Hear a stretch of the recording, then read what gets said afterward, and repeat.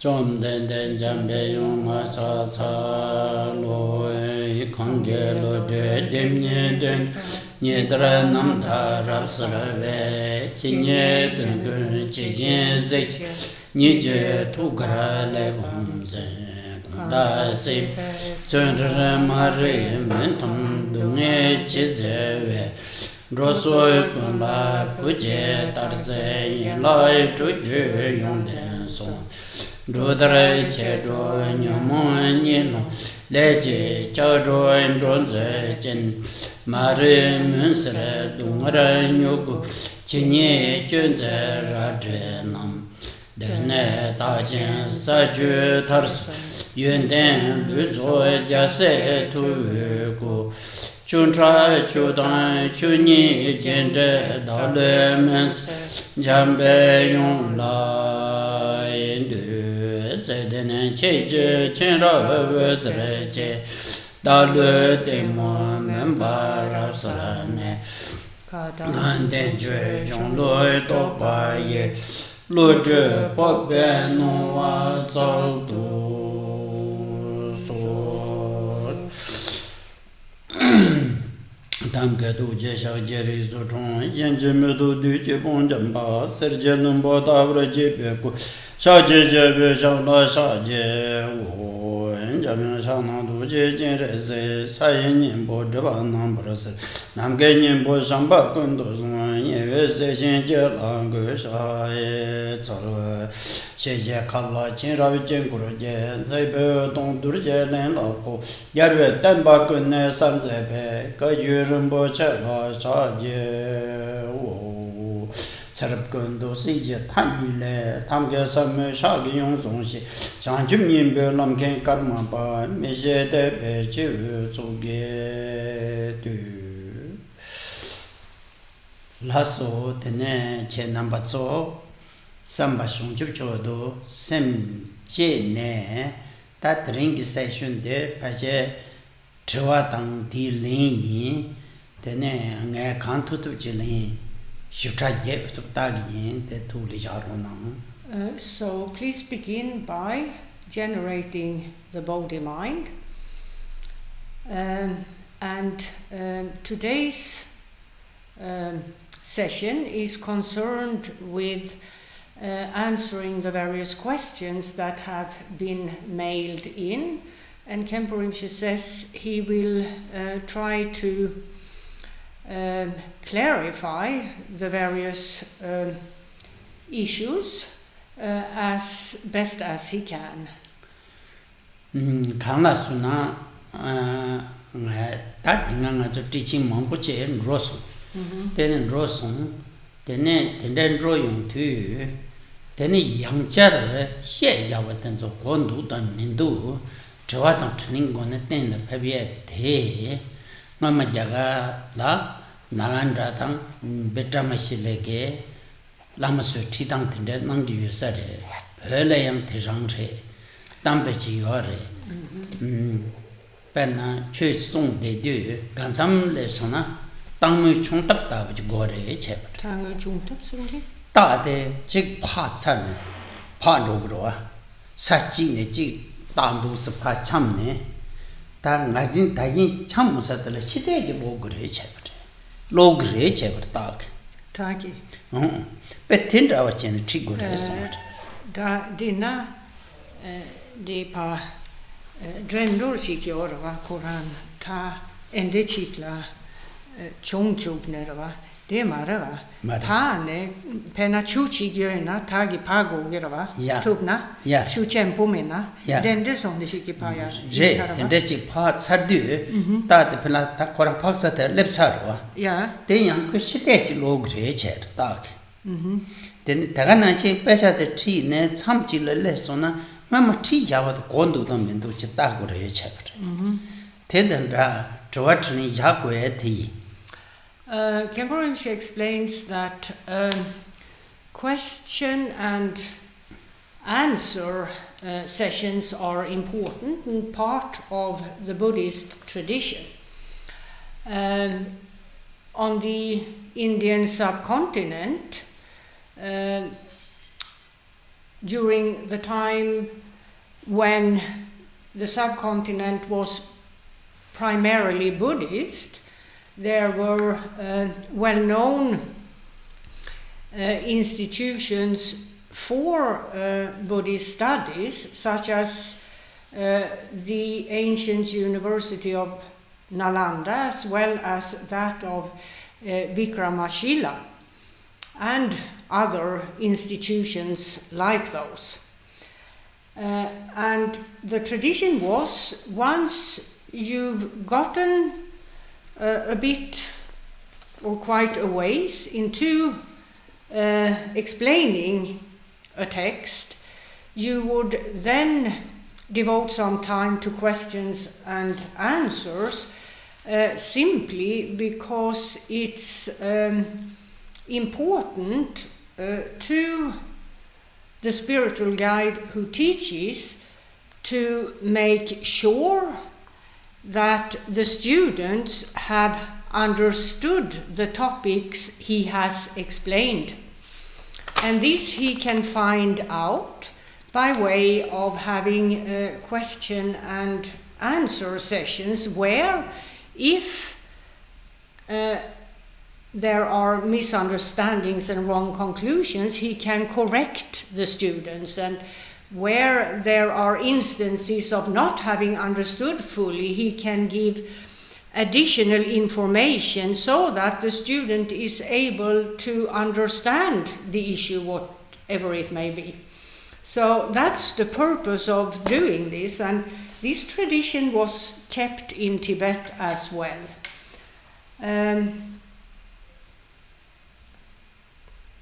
There is a Tibetan proverb which goes as follows: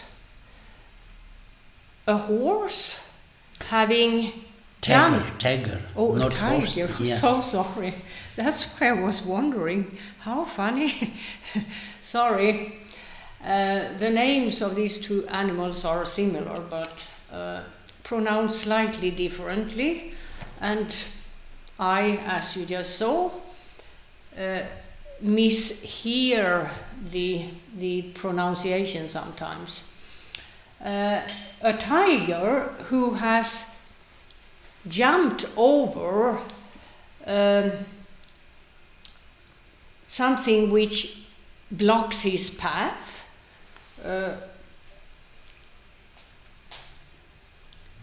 like a boulder or anything that blocks his path, will, once he's crossed whatever blocks his path, look back. What reason the tiger has for doing this, we do not know. However, it's as if he looks back and perhaps sort of learns something from how he was able to cross this obstacle successfully.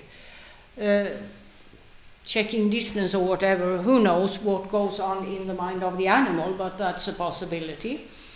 And that's an example which illustrates what was just explained, namely that a spiritual guide will make time for question and answer sessions in order to make sure that the explanations that have been given are properly understood.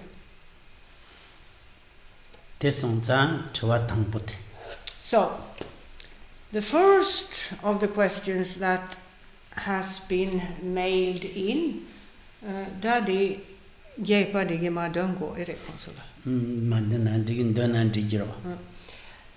The person who asked the question says it's in connection with the explanations of the 8th of the 37 practices, which reads as follows. The Buddha said, the result of evil deeds is the suffering of lower realms so difficult to bear. Therefore, to not commit evil acts, even at the cost of your life, is the practice of a bodhisattva. And the question here is, how could one possibly help others when one's own mindset is one of confusion and ignorance? A mindset filled with the darkness of ignorance, as it were. Wouldn't it be the case that one perhaps would harm others in one's attempts to help them simply because one isn't in the position where one is able to aid others because of one's mindset? Tan di chwa de dire wala. Ngarang sem da mong pa yue shin du mege dungal setup kala khabre se ndach. So here this person, it is clear, has understood the following, namely, or the question concerns, is it possible to aid and help others with or while one's own mindset is still darkened by ignorance and confusion? Chesa ti kecha te mone kecha dambare tinde tengiro ba ngaran sui me. Yeah, this is a valid point, a very valid question.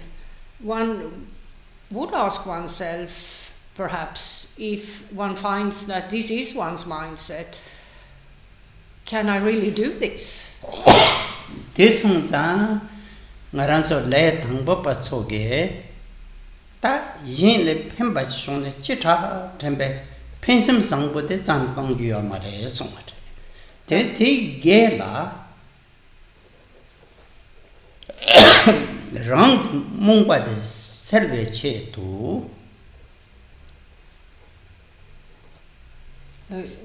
shoku ko gendo landu shok rang mongpa de serve che tu sanje ji songrab la lobjong yang thapa ji che etupta tene lobjong cherem shendu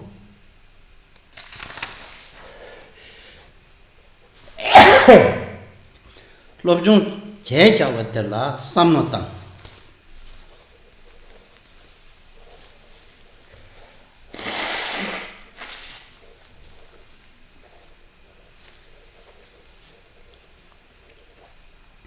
samnotang ne samnotang we thanda te tarang ke lunga yisam ge la su jar ne nyamni che to che ten nang da rang mongpa de jel dun ro yung kre sälja det ordet. mongpa de sel yung kre mongpa de seven yin du yin meng gi shawa ngue su je tu wa ji yung kre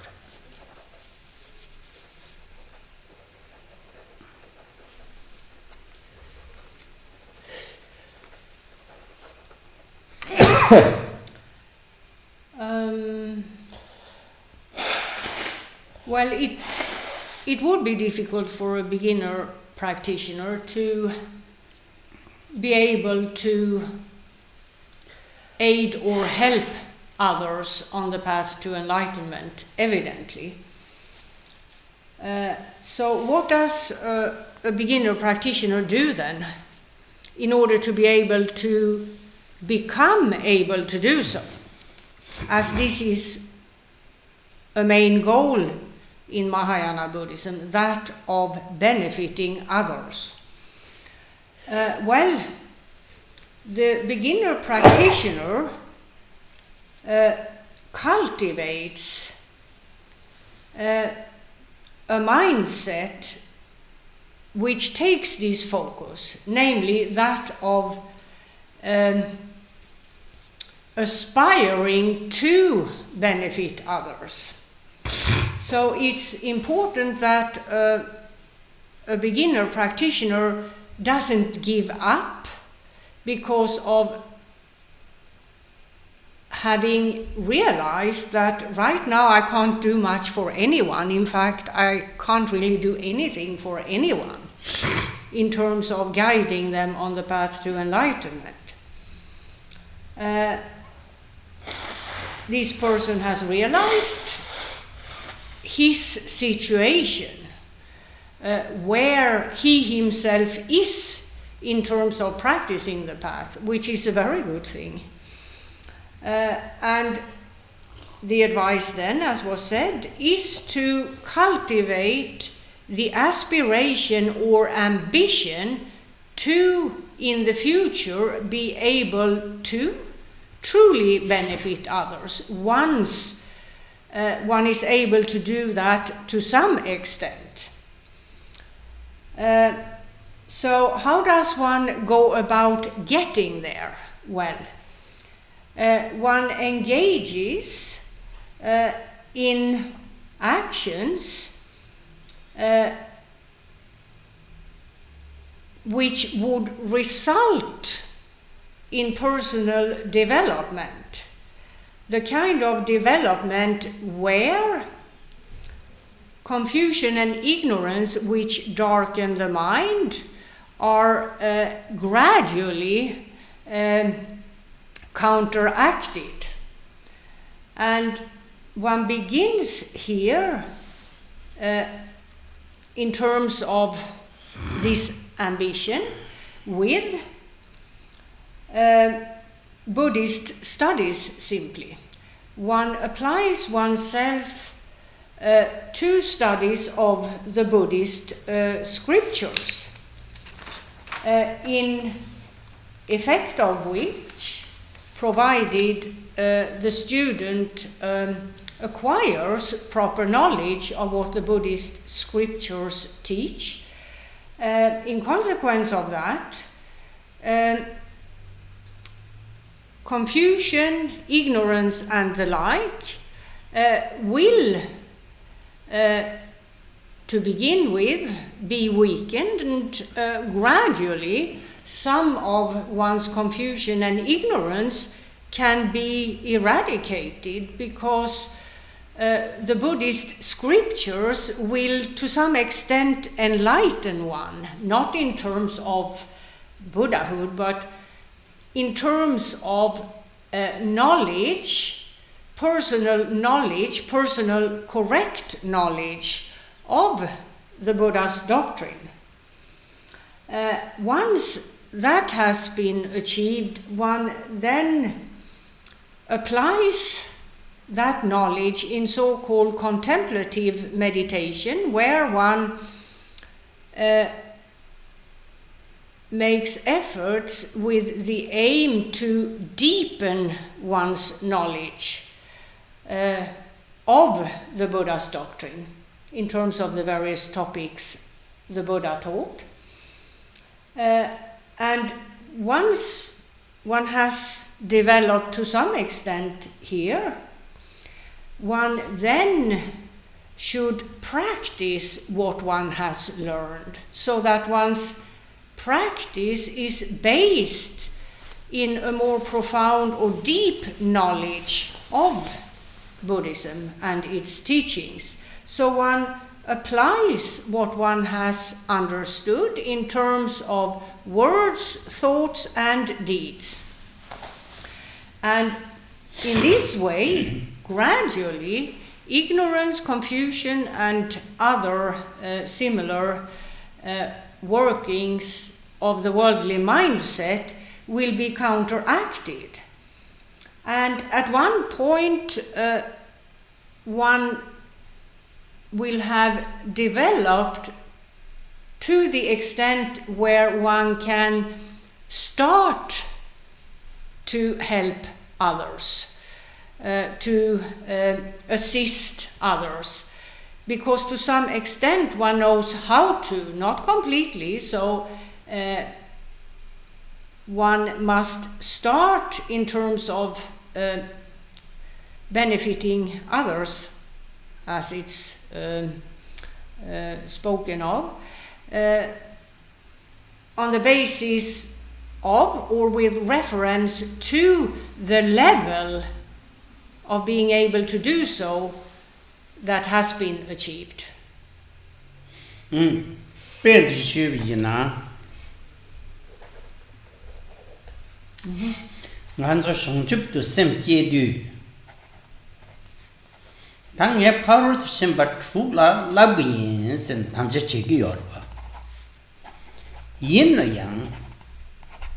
Trin semche parsin tu labdin sa tamja she chanma tha to le tongpo pa ji na shangchup samba so chenpo so gi jepa la lap tu marwa semche chawa ji ge gongza na kuji che ngo da ngal te ro chi san nge te tu marwa.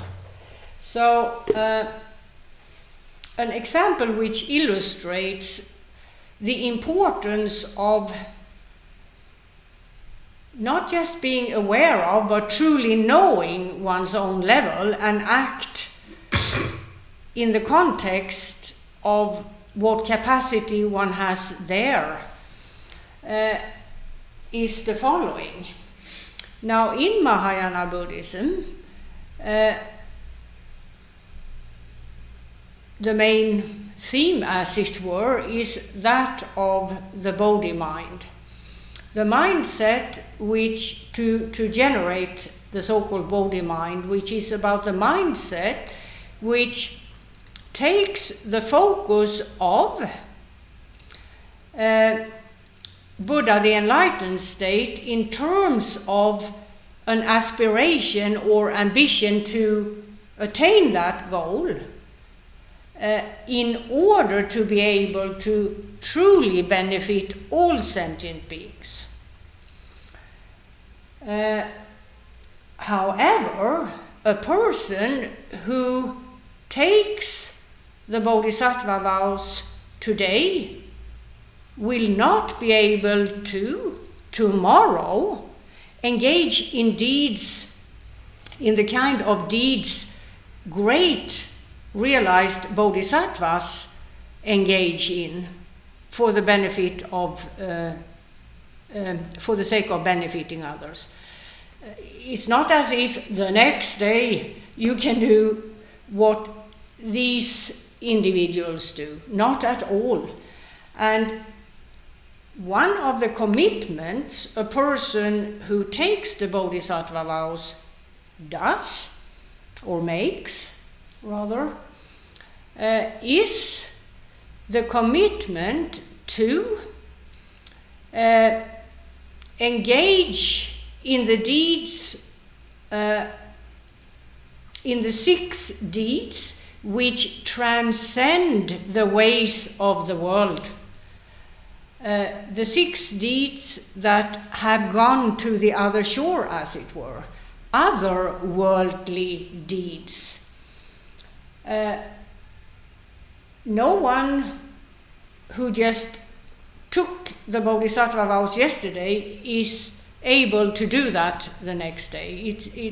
Well, there might be exceptions in terms of reincarnated masters and the like, but in terms of the general public, this is not a possibility. That simply doesn't happen.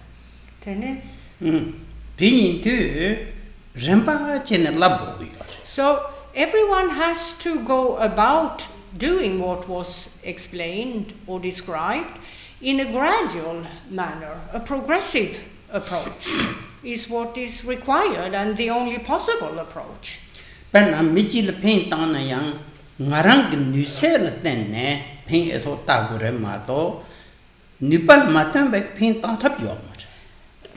Point made is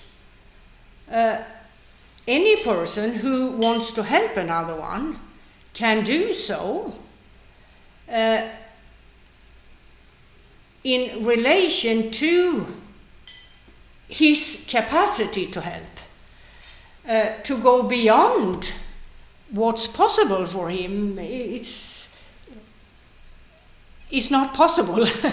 No one can do that which is beyond them, as it were. So why try it? Because one can't do it anyway. It's not possible.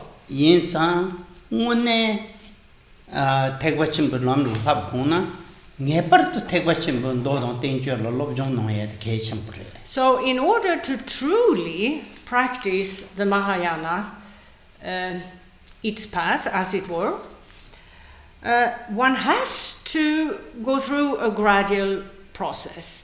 Where to begin with by way of Buddhist studies, one is informed of, in the course of one's studies, how this is done on this path.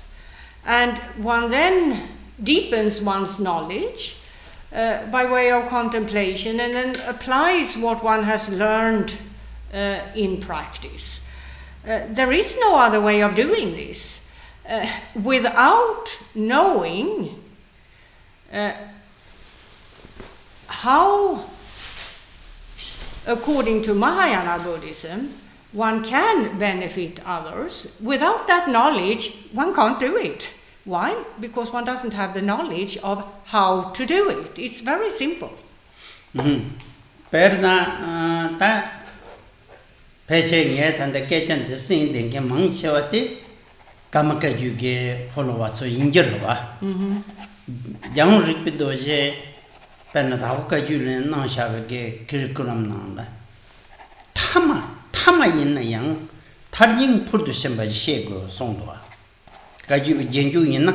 Now, Khenpo Rinpoche says he presumes that the majority of the viewers of this series of lectures are members of the Karma Kagyu school of Tibetan Buddhism.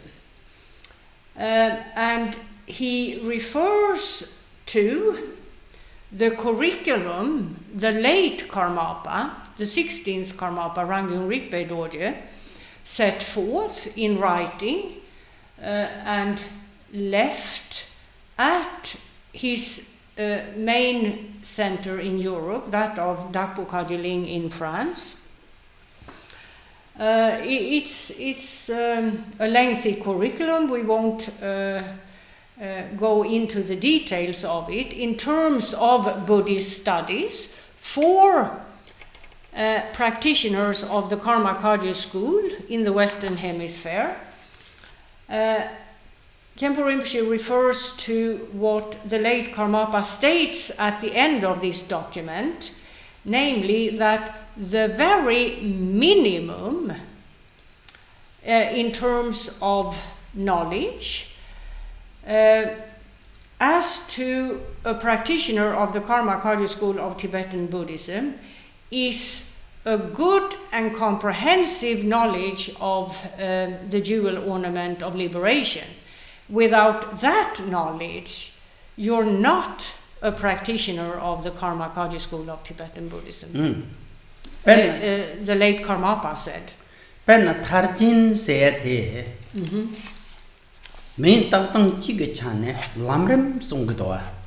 So, the jewel ornament of liberation, authored by Gambopa, sets forth the various stages of the path to enlightenment in a progressive manner.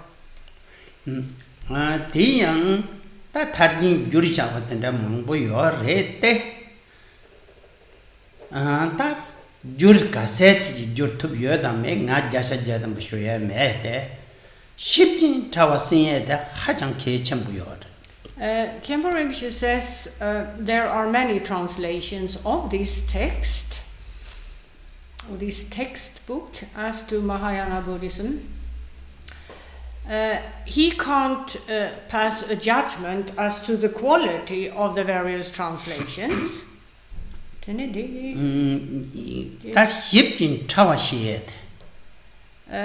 So here he can't recommend one translation over the other because he has no knowledge of the quality of the translations. Now, the point he makes is, at any rate, to have a very detailed good comprehensive knowledge of the dual ornament of liberation and therefore the progressive stages of the path to enlightenment is exceedingly important.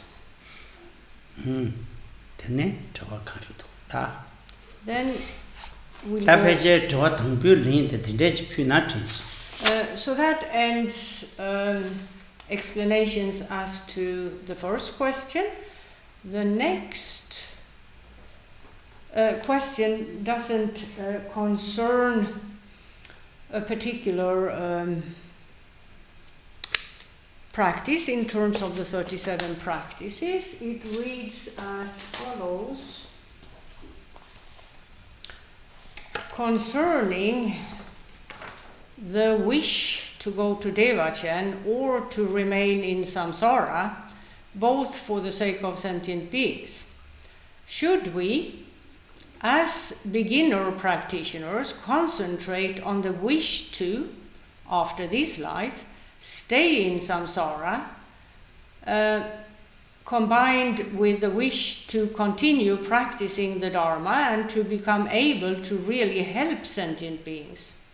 Or should we concentrate on the wish to go to Devachan with the intention to there quickly reach the path of seeing and then work with emanations for the benefit of sentient beings? The fear is, on the part of the person who asks the question, the fear is that although wishing to stay in samsara for the benefit of sentient beings, I, as a beginner, will maybe not succeed in obtaining a precious human rebirth again, and that I therefore may end up in a life situation where I can't practice the Buddha Dharma. I don't even know if I will obtain rebirth as a human being. Therefore, remaining in samsara in terms of myself, the person asks, a regular human being, could that be much of benefit in this for other sentient beings? Isn't it, at the time of dying, more secure to focus on a rebirth in Devachan? Lasso, that did to it and did it. Yeah. Chedan Tommy Sumbu Namtal to watching Saresa. Yeah, this is probably a question which arose, perhaps, in the context of what Khenpo Rinpoche in one of the previous sessions told you of, namely an event in the life of the author of the text, Tome Sangpo, where when he was asked by disciples which enlightened realm he would proceed to, having left the world, would be, he had answered that he wasn't envisaging going on to an enlightened realm after this life. He would return to this impure world system or another impure world system for the sake of continuing to benefit those trapped in those world systems.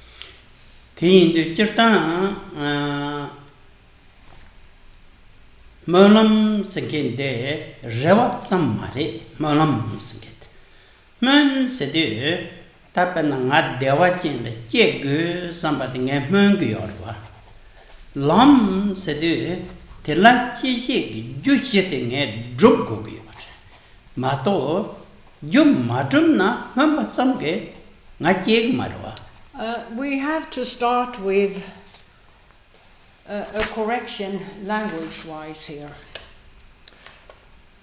regarding the word wish.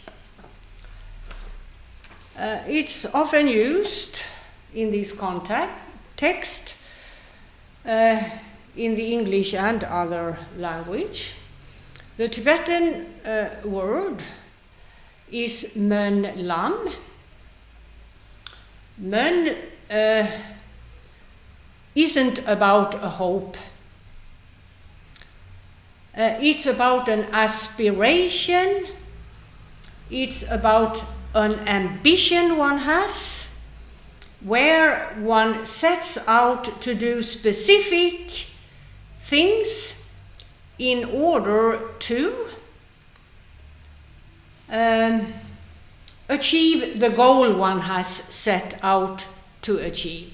So it's a path of aspirations, of ambitions, which make attaining the goal possible, which has the result of attaining the goal.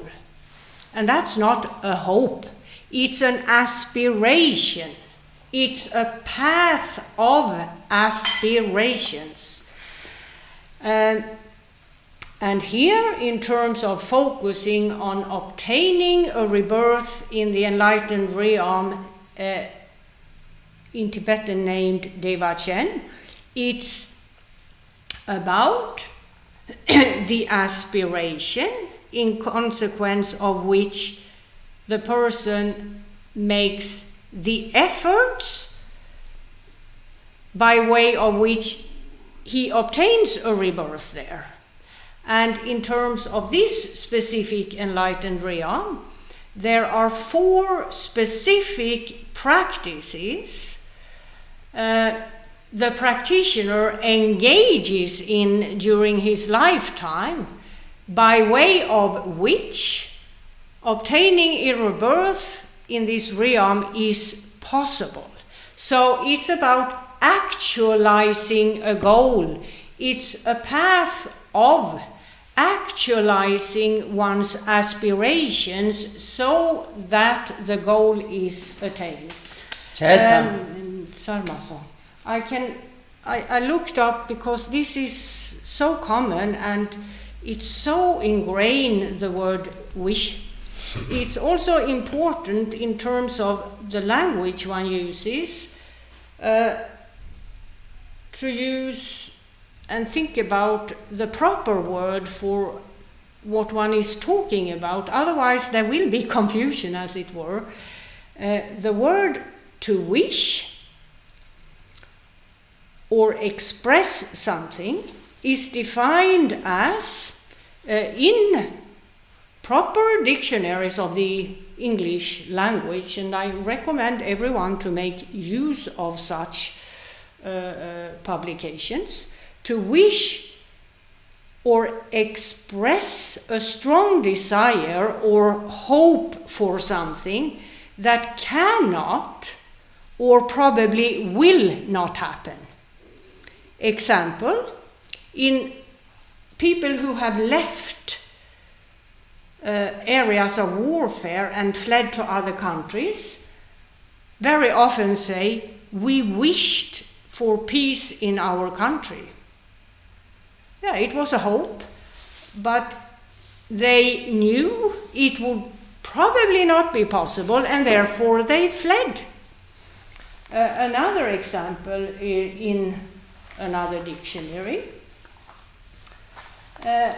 is, or definition of to wish, is to want to do something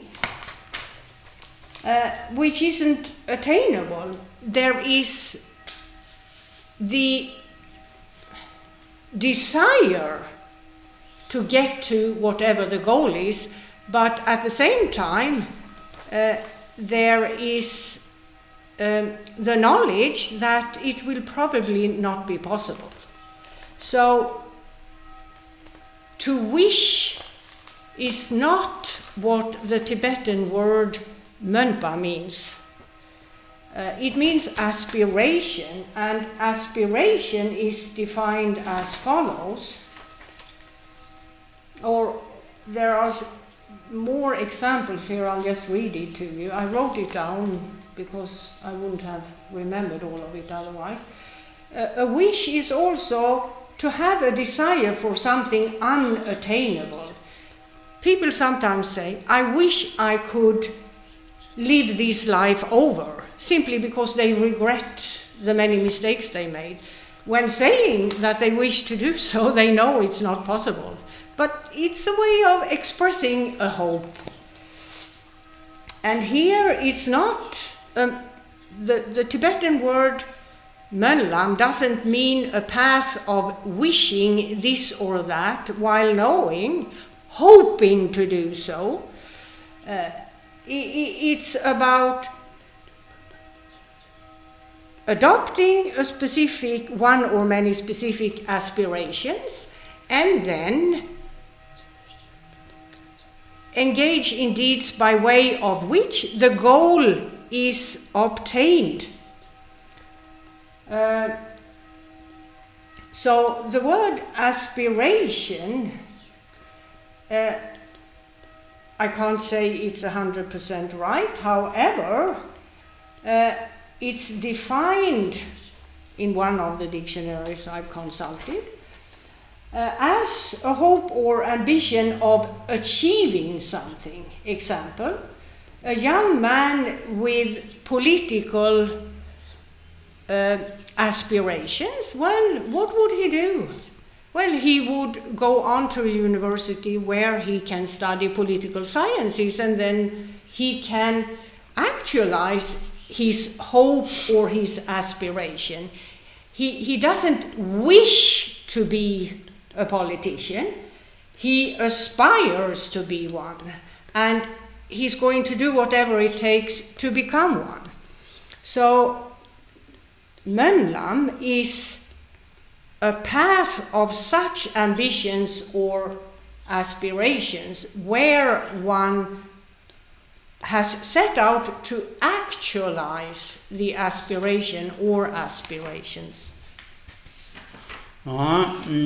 Tiyinde perna dewachin langan rogo shona yang.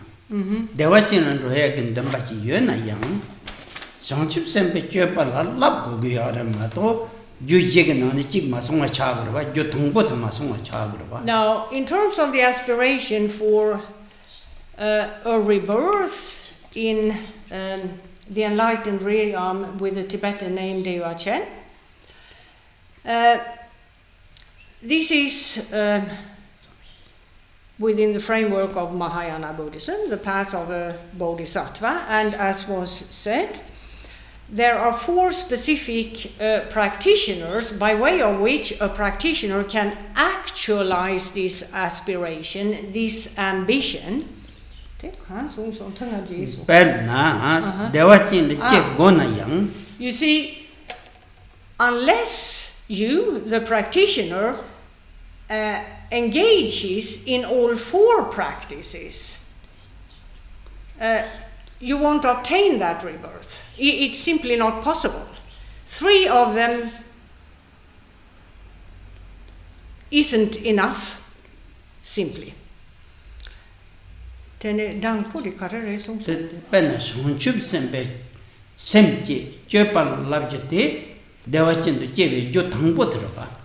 first of these 4 practices is that of, to begin with, generate the body mind and commit to its path, as well as engaging in the proper deeds of this path, meaning to avoid as much as possible, if not entirely, to engage in worldly deeds that have nothing to do with the path of a bodhisattva.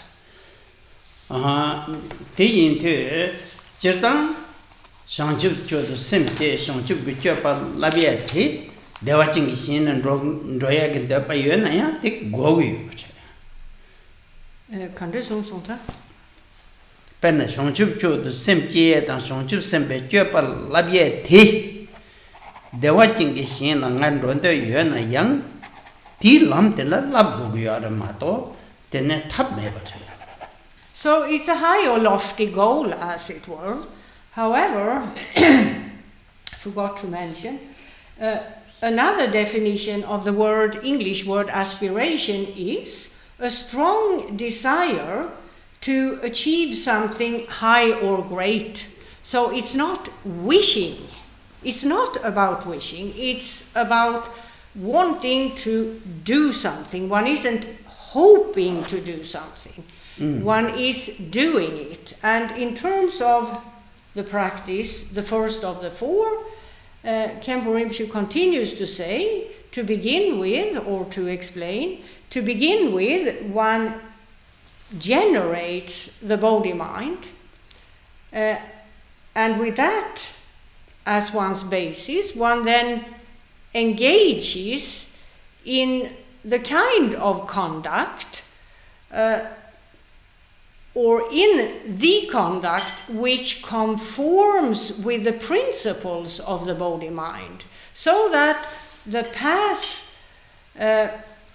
of a bodhisattva is properly practiced. Devachan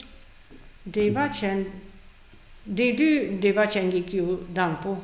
Cheza devachin che gona ya di lab go ya re. Malab natin. So this is the first of the four practices, in brief, of course. There are many more details that make a rebirth in Devachan possible. Now, if a person who wants to obtain rebirth in this realm does not engage in this practice, the first of the four, he simply will not obtain that rebirth. No matter how much he may wish for that or hope for that to happen, it simply won't happen. It's as simple as that. Chetan missing ke samne nang deji yong doa a miluji top gana kala khaksa re devachin pha che shan to za le agre sam ki samnoji yong yore devachin ki shingi yuan ten zo koyu che le la wo zhao chi te milu le ta devachin ki shin che le ni la milu chö dang demba chi le ye de shira le la gre ma to devachin ki shin che sing ge le ha chi ran da ma re. Now there is a bit about the following, namely that there is an idea that it's quite easy for a practitioner to obtain a rebirth in Devachan, easier than a rebirth as with a free and well-favored human, or birth in the context of a free and well-favored human rebirth. There is this misunderstanding in terms of taking or obtaining or succeeding in obtaining a rebirth in a so-called enlightened or enlightening realm. This particular realm, with the Tibetan name Devachan, it's easier to take rebirth there than in most other enlightened realm. However, it is not easier to take rebirth in Devachan than to obtain a rebirth with a free and well-favored than to obtain a free and well-favored human rebirth. It's much easier to obtain a free and well-favored human rebirth than succeeding in obtaining a rebirth in this enlightened realm. That of Devachan. Tanji Tindi Nalanga Milu Chö Tan Damba Tan Milu Yang Tabachi Lieta Tot Kalayong Saria Tam Milu Chö Tan Damba. Yeah. Shuma Kalakapu Re. samna. Ta jewa jema tende lint via the pekala khabre mile paint hogmare ta tan so cha singbore tilang a dewa ching shin pa ju so na thaksa re sansum samna chi yobe yena deshin shin tu jeje gi ju thangba ta jo short sar te du nga se te samgudo nga chip sa jilan rosha samgudo. You see,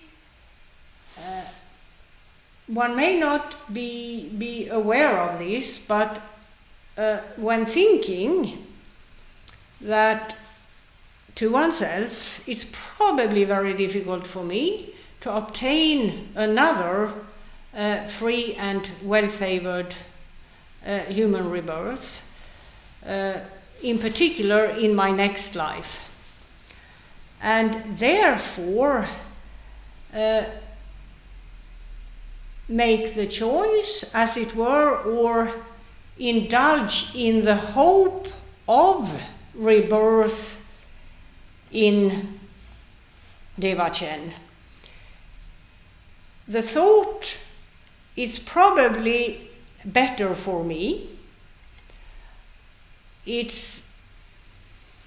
I would be at a greater advantage in terms of my next rebirth if I hope for rebirth in Devachen.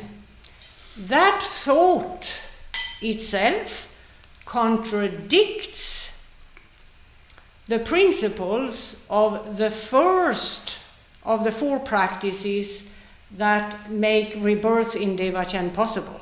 Why? Because it's a selfish thought.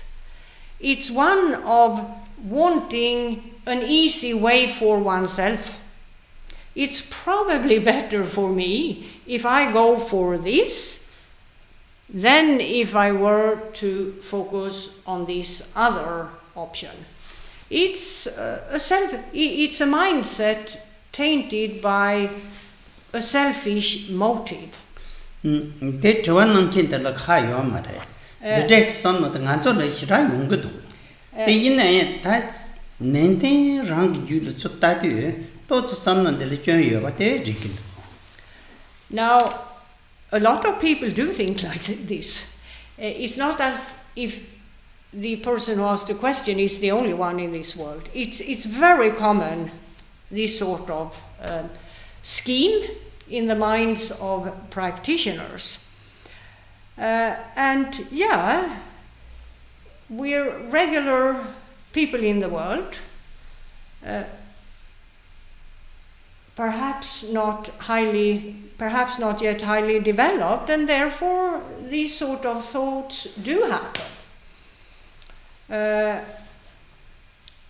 One doesn't need to dwell on I have failed or thoughts like that. When this is pointed out, it's rather, oh well, here we go again, selfish motive, worldly mindset. I need to correct myself.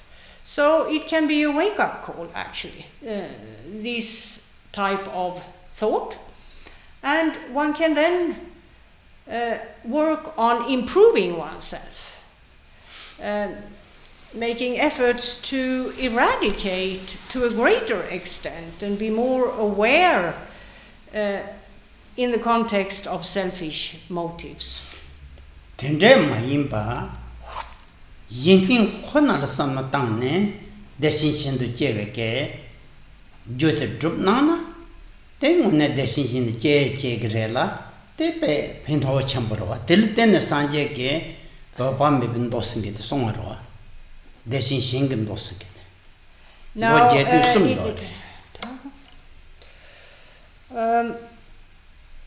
in terms of one's aspiration, one's ambition to take rebirth in Devachen, and the first of the 4 practices which would make this possible, efforts in the context of the first of the 4 practices, for those efforts to be effective, needs to be based in a mindset where there is no concern other than the concern for others and their welfare, where selfish motives are not at hand. And for the sake of making that clear, the Buddha set forth the discourse which is about descriptions of Buddha Amitabha, who is the chief Buddha in this specific enlightened realm, and what this realm looks like, what it's about in terms of the mindset of those who have taken rebirth there, and so on. So all those details would become clear if one were to some extent at least, if one were to consult this specific course that the Buddha gave in terms of practitioners making efforts to obtain a rebirth in this realm, that of Devachan. Now we've come to the third question, which concerns verse 11, which reads as follows: without exception, all suffering comes of wanting happiness for yourself. Perfect Buddhas are born from wanting to benefit others. Thus, truly exchanging your own happiness for the suffering of others is the practice of a Bodhisattva. Excuse me.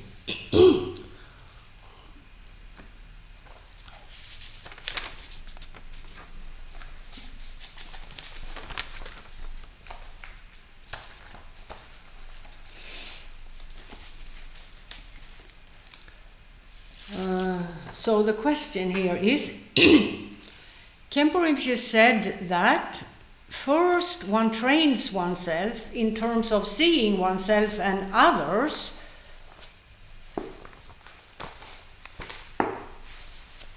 as equals to a certain level.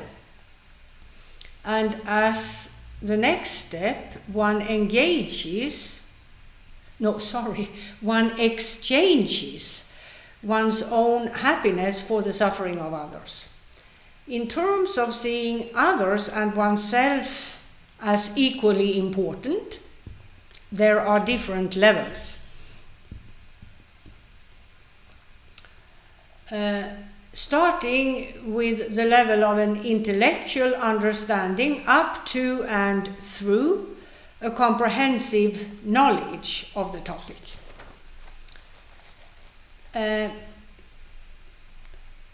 It was mentioned that one trains in 2 stages.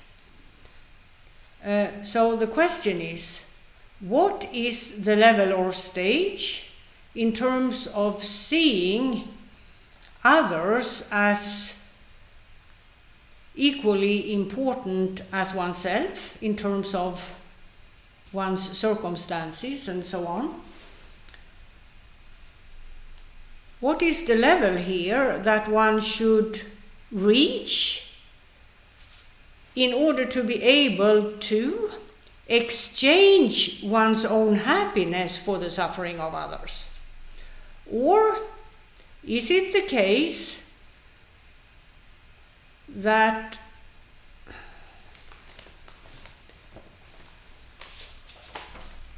the extent to which one sees oneself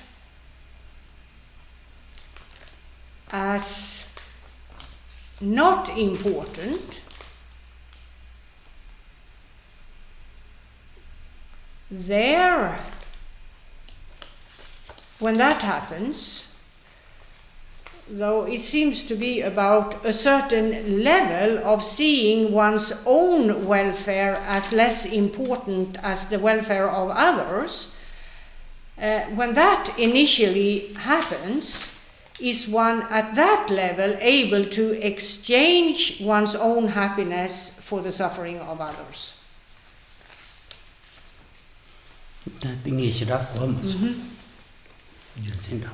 Det sung va? Da känn njampa. Där han känn njampa. Da where is the Tibetan? I'll go to number 11, it's easier. Dungal malu da de döl dung sokpe sangje kjempen semle tung de che dam da de shengi dungalta yang da jeva gyalselala ni da yang da jeva de geredoa kandi shuju da yang da jeva chetu rang di ke chunga shendi ke cheva tongtang chi gogye pandras tene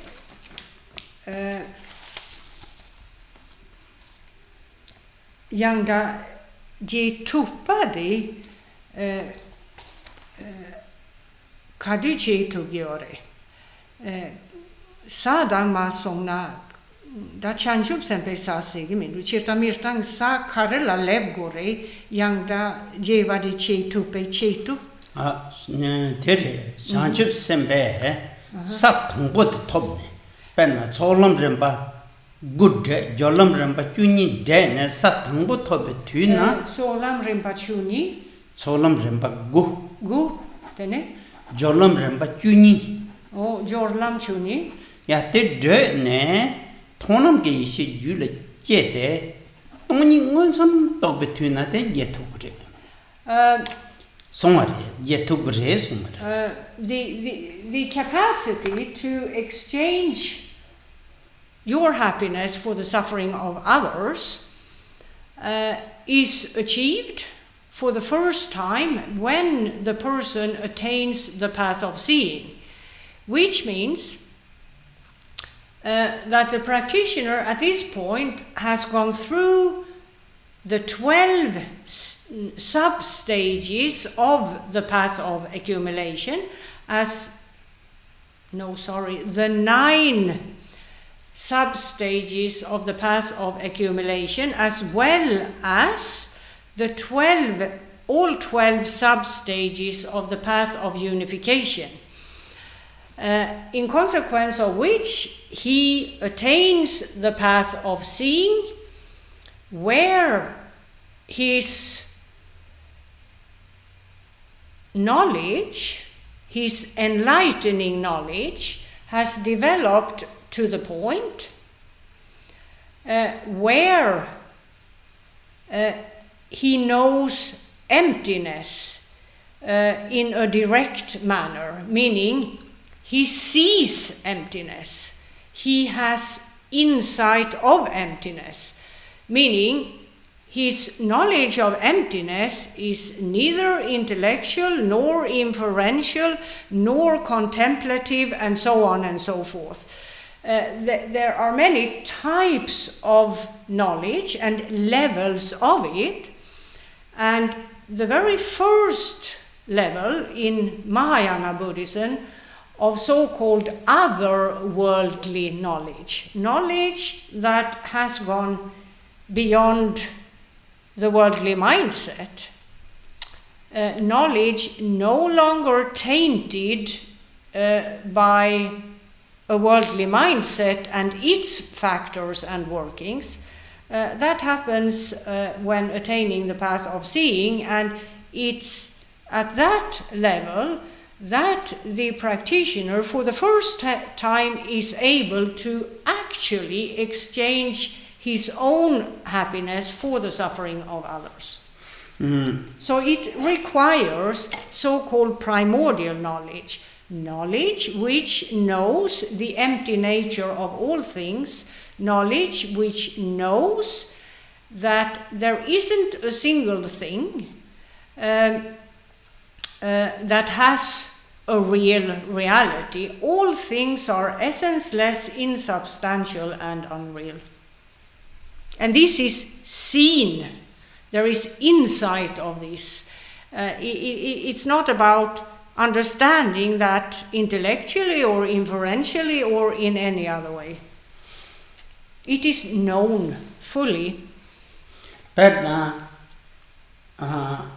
intellectual the mind pa tap an intellectual ko ne the lo yang the come de nga singin de rajim me bangwen sum to nghe lü singin de rajim me bangwen sum to du chi na te da yin ye to chi so it's about a previous path where this practitioner has cultivated an intellectual knowledge of emptiness, an inferential knowledge, and so on and so forth, to the extent where he, in the end, sees the emptiness of all things, the fact that both the individual self and his physical body have no self-nature.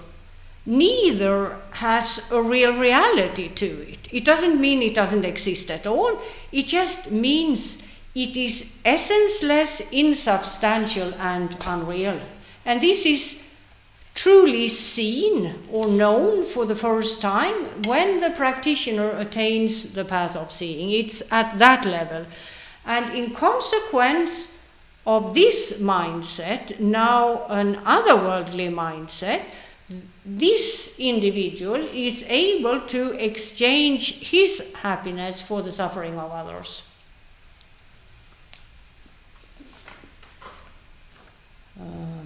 Then it's the next question. Yeah. Then there is the next question, which reads as follows. I have a question regarding the Bodhisattva way and the Mahayana goal, compared with the goal in Theravada Buddhism. I often heard that the enlightenment of an arhat in the context of Theravada Buddhism isn't a full or complete enlightenment, and that the goal in Mahayana Buddhism, named Buddhahood, is synonymous with full or complete enlightenment. Now, the enlightenment in Theravada Buddhism is sometimes referred to as inferior when compared with the enlightenment in Mahayana Buddhism. Please clarify to me how this is possible. Are there different levels of enlightenment? And if so, what exactly is it that enlightenment in Theravada Buddhism doesn't have, which enlightenment in Mahayana Buddhism then would have? I would think, the person says, that Buddhahood is full, it has the same qualities in all contexts, regardless the path. Am I wrong? Tadi tuwadan direla. Nintu tekben dochi yile yawe tuwach redwa. Yinju te Nintu tekben sena. Nintu tekben dogi. Nintu tekben songchu ji yile yan tensa. Songchu. Yeah. Khenpo Rinpoche presumes, he doesn't say this is the case, but he presumes that the question originates with this person who asks the question, that the person who asks the question has received teachings of the Shravaka path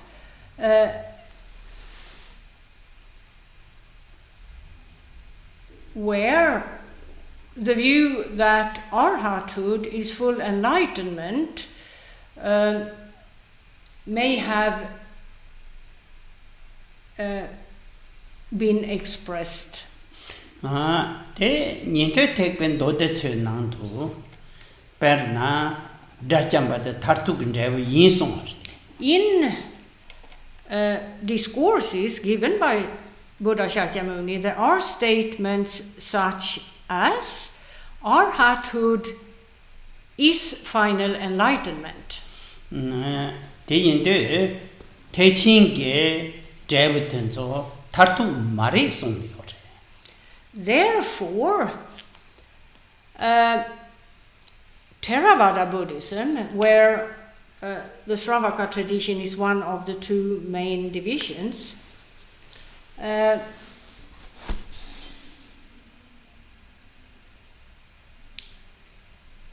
takes the view that Buddhahood in Mahayana Buddhism is not final enlightenment. Yin na yang Teixing in Dodang Tenju Tsu Gongpa Cheva Yina Sanjij Kompong Sayate Tegba Chimbu Lam Drupal Ten Toba Tere Tartu Gandrev Tere Mato Conditions so Teixing you won't shena Chena Tegba Chimbu Dodang Tenju Tsu Gawand Chena Sanjij Kompong Sinkente Teixing Lam Nyams Lenne Then Tartu Sanjay Kampong de Re Songbiar. Nintu ne Songbe, Dachamba Sinkente, Nekab Kampong Chere Mato, Tartu Zan Mares, Tatel Long Ripa Bemango Songbiar. Now, on the other hand, in discourses given by Buddha Shakyamuni, sutras, of Mahayana Buddhism, as well as in the commentaries authored by Buddhist masters of old, where these masters explained the details of what the Buddha said. The view is very different, namely that so-called Buddhahood, a term specific to Mahayana Buddhism,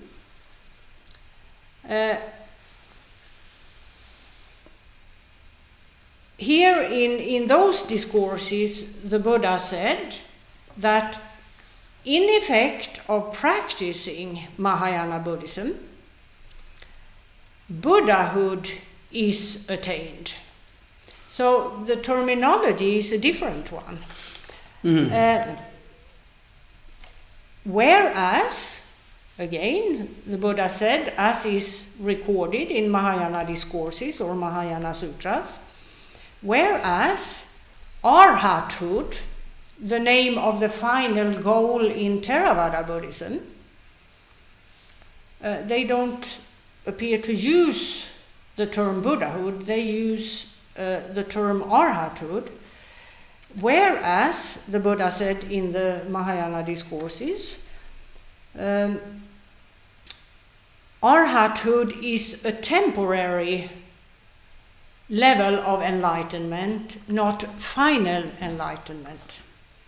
And this has then been explained at length by various Indian Buddhist masters of old primarily, at least to begin with. They have then set forth the details by way of which this can be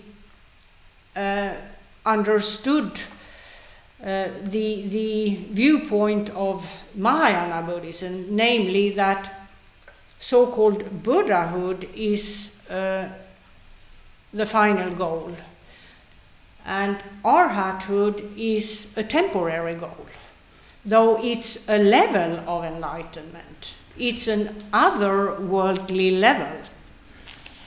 Ta tingi cheparke tsikashe chikina dune ne chasan shuguna shutubia zan yomare.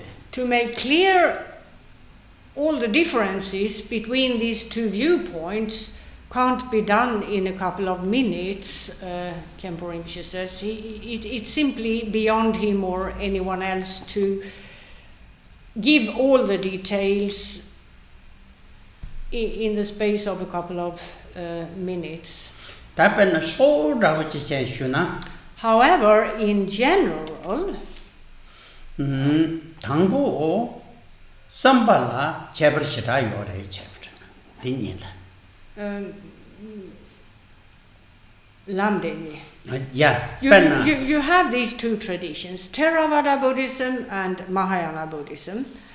And so in terms of a path, in both branches of Buddhism, Theravada Buddhism and Mahayana Buddhism, to begin with, there are instructions as to the mindset, the intentions, the appropriate intentions in terms of the mindset of a practitioner, and what these intentions are about, the intentions that are to be cultivated, aspirations or intentions, by way of which the goal can be attained. So think of two individuals.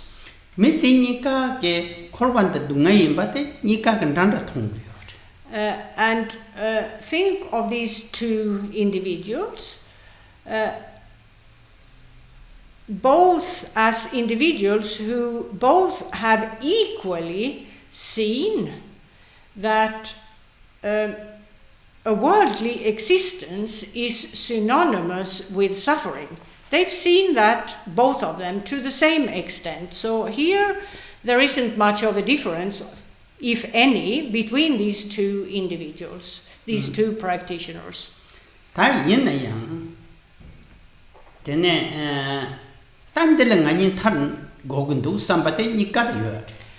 both of them want to free themselves of the possibility of yet another rebirth in a worldly existence.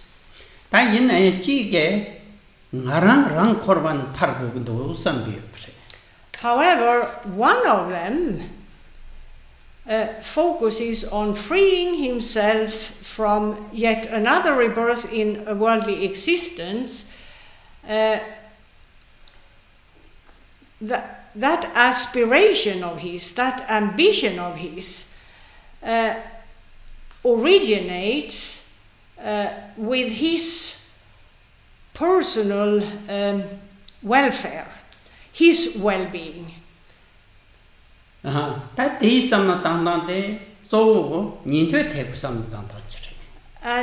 this is the mindset of a practitioner of the Shravaka path.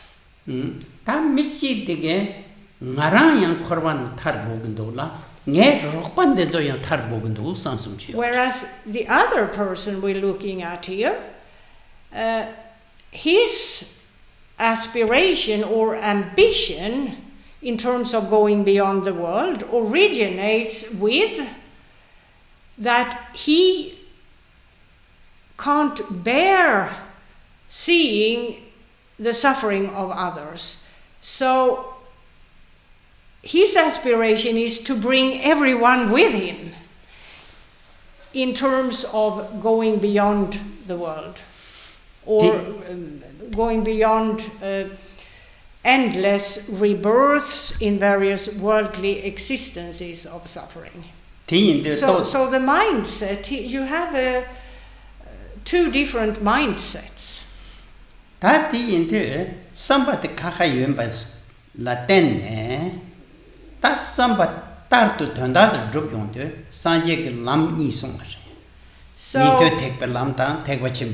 as we all know, people have different aspirations and everyone isn't the same. So, for the sake of accommodate these differences, Buddha Shakyamuni in his wisdom set forth these two paths in the context of Theravada Buddhism and in the context of Mahayana Buddhism,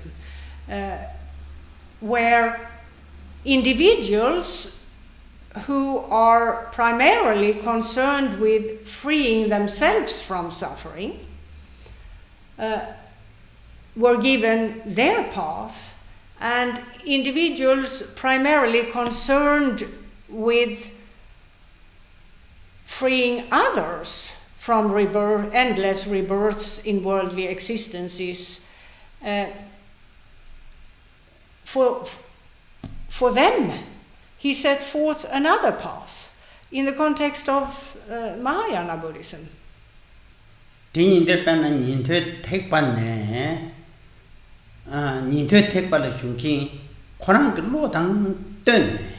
So it's not a matter of one being inferior to the other, it's a matter of accommodating the fact that different people think differently. So the practitioners of the Shravaka path, or that practitioner, we're looking at a specific one, imaginary, albeit.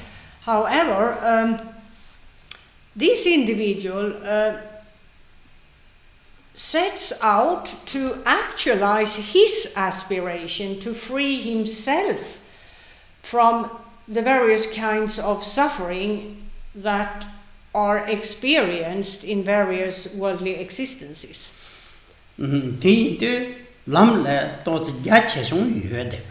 So it's a matter rather of narrow versus wide.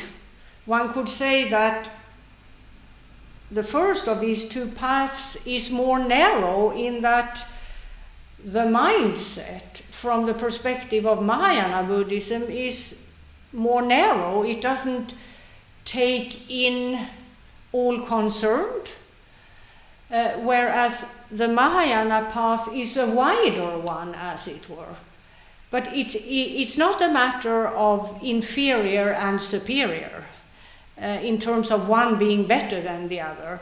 It's a matter of giving two different possibilities simply because individuals are different. So it's to accommodate these different mindsets and giving both an equal opportunity to go beyond the world and freedom from suffering and rebirth endlessly in worldly existences.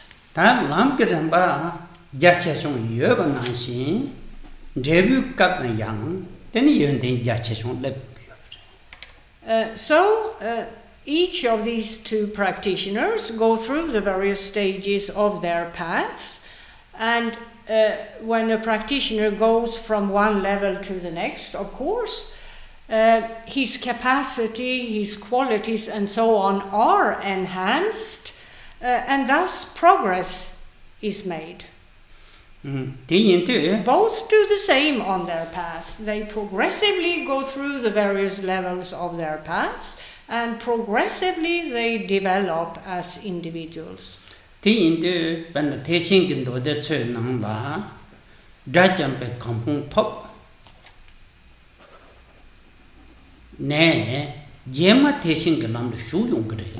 Now, according to what the Buddha said, as is recorded in his Mahayana discourses, the final goal in Theravada Buddhism is that of arhathood, and this means being free of another rebirth in worldly existences, in that the mindset is enlightened to this level, that of arhathood, and therefore free of the taints of a worldly mindset. However, Buddha Shakyamuni explained in those discourses, at one point the arhat awakens from the samadhi called arhathood, that state, and enters the path to Buddhahood. Lasso te chuan nang khen te ke samna shirat ang do thu je che sigi. Khenpo Rinpoche says he would like to thank you who asked this question for the question. It's evident that you have given some thought to the details of what you've heard, and he thanks you for this. Yin na yang ta lob chung mo thu che ro ches. Ten ha However, please continue to educate yourself by way of Buddhist studies. Lasso ta terin te che na. So this is all for today. Sunam de ye tam je zegba ni tam ne ye pe ranam pham che che ga na che balap tru wa si be cho len ro wa do war